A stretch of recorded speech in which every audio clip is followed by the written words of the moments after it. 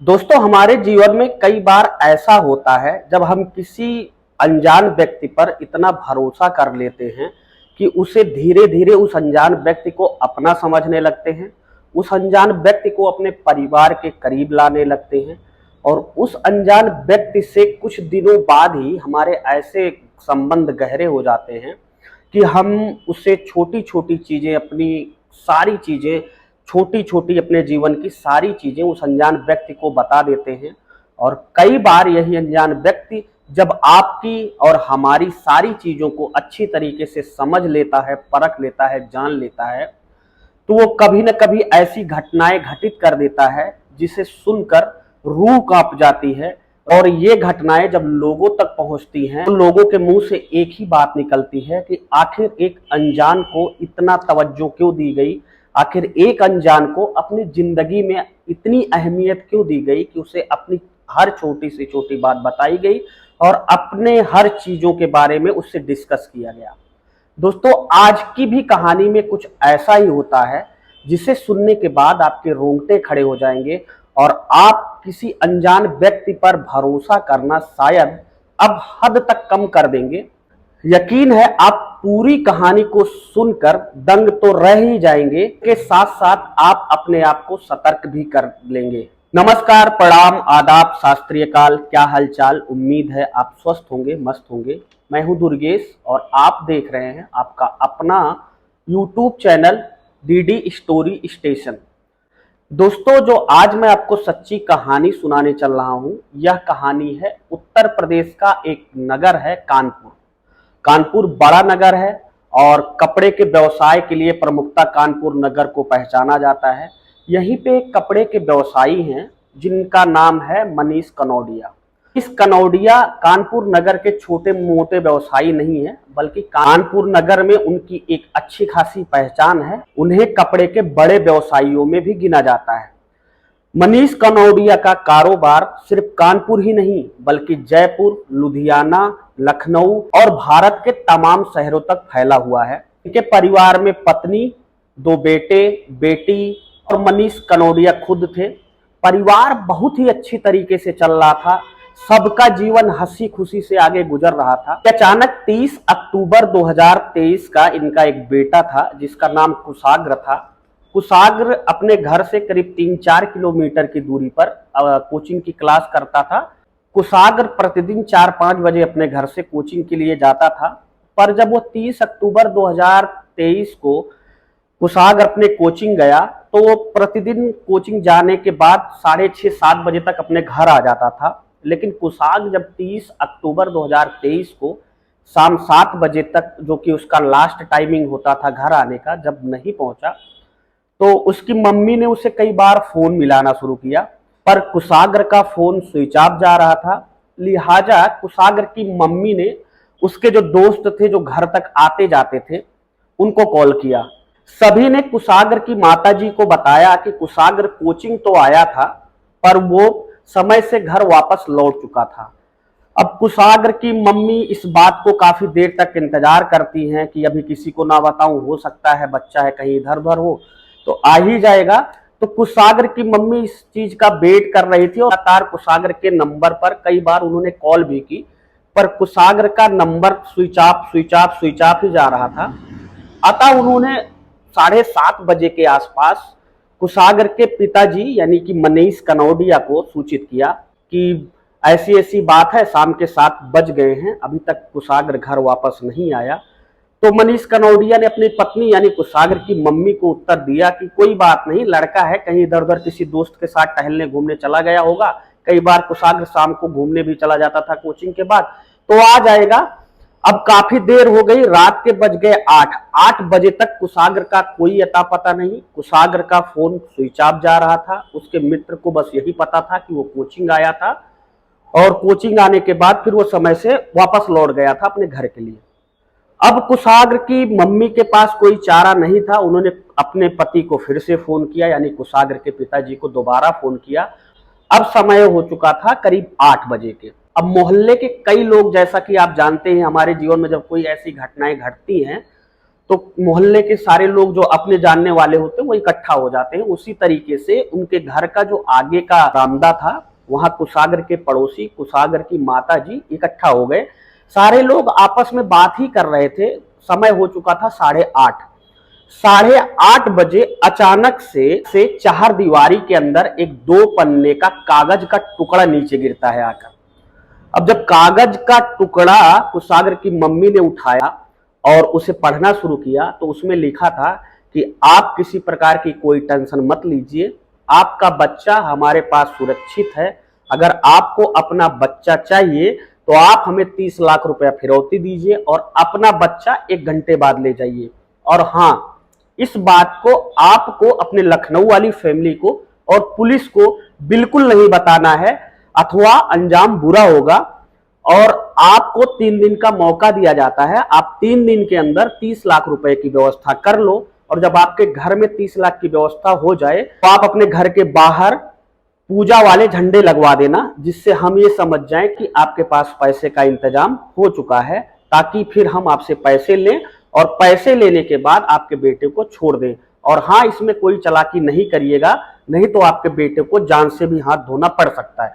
जब कुशाग्र की मम्मी ने जब ये 2 पन्ने वाली चिट्ठी पढ़ी तो उनके पैरों के तले से जमीन खिसक गई। जमीन खिसकना लाजमी भी था, क्योंकि एक माँ अपने बेटे की किडनैप की खबर पढ़ रही थी।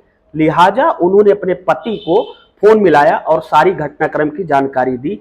अब उनके पति भी आनंद फानन में अपना, जहां उनकी दुकान थी, जहां वो बिजनेस कर रहे थे, वहां से भागते हुए अपने घर आ गए। अब उन्होंने भी वो पत्र लिया और पढ़ा। अब उनको भी समझने में देर नहीं लगी, कुशाग्र को किडनैप कर लिया गया है।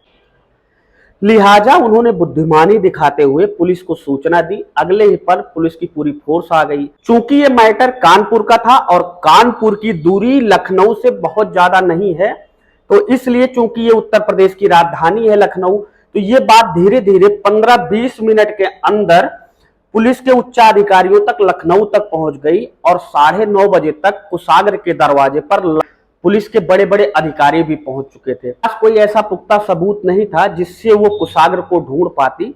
लिहाजा पुलिस ने कुशाग्र की कोचिंग का रुख किया। कुशाग्र के कोचिंग पहुंची, वहां पर लगे सीसीटीवी कैमरों की जांच की और वहां पर पढ़ाने वाले सभी अध्यापकों से बारी बारी अलग अलग करके बात की कि कुशाग्र कब आया, कितने बजे गया।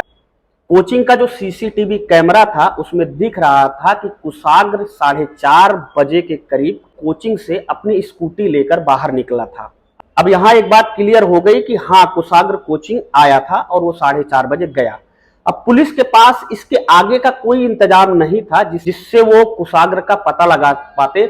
इसलिए पुलिस ने कोचिंग के आगे चौराहों पर लगे सीसीटीवी फुटेज की बारीकी से जांच करनी शुरू की। तो पुलिस को दिखा कि कोचिंग के अगले वाले चौराहे पर जो सीसीटीवी कैमरा लगा हुआ है उसमें कुशाग्र की स्कूटी रुकती है और उसके पीछे एक व्यक्ति बैठता है जो हेलमेट लगाए हुआ है, इसलिए उसकी शिनाख्त नहीं हो पाई।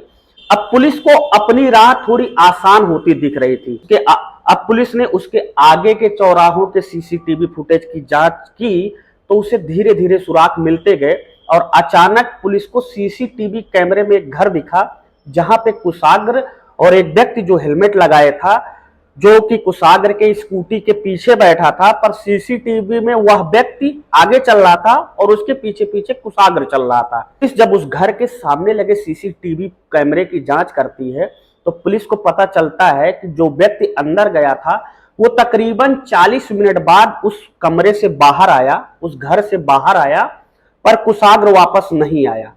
अब पुलिस को शक हो गया कि आखिर यह व्यक्ति जब वापस आया तो कुशाग्र का क्या हुआ, कुशाग्र कहाँ चला गया।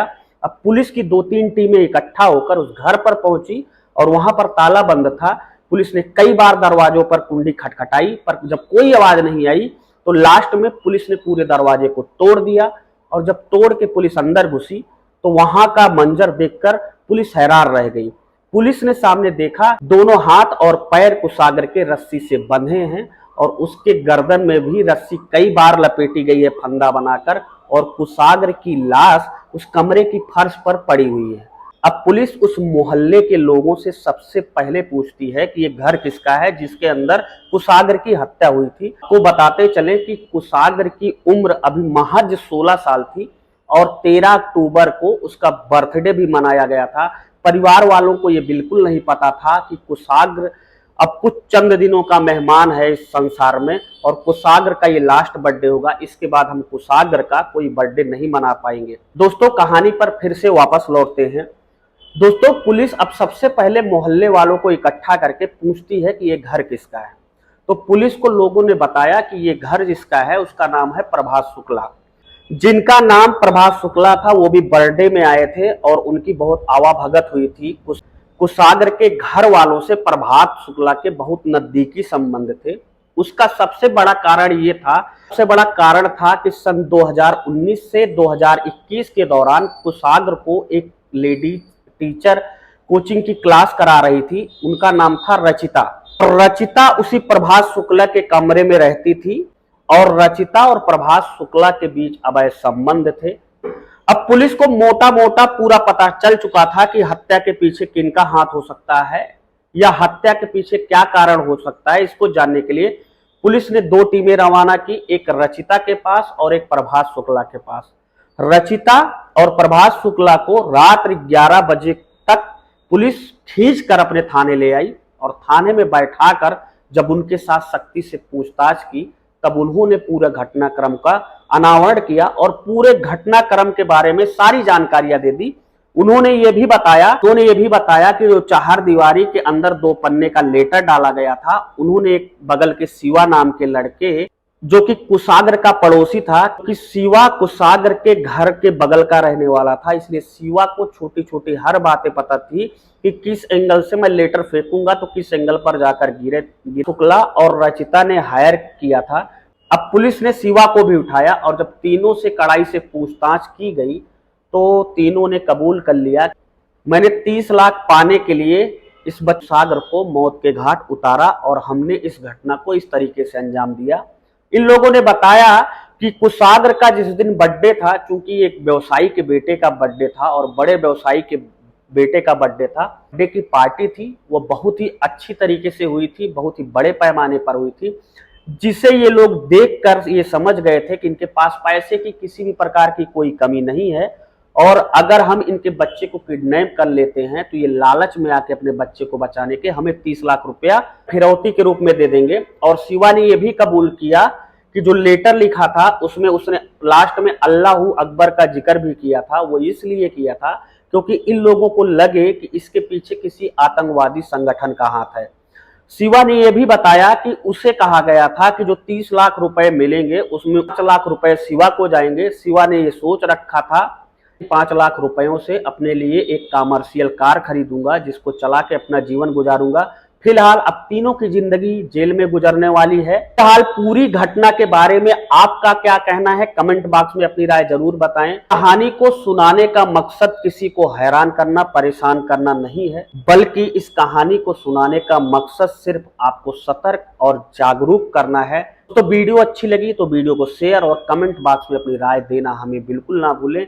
चैनल को सब्सक्राइब ना किया हो तो चैनल को सब्सक्राइब कर लें। मिलूंगा ऐसी एक नई वीडियो के साथ आपको जल्द ही। तब तक के लिए जय हिंद, वंदे मातरम।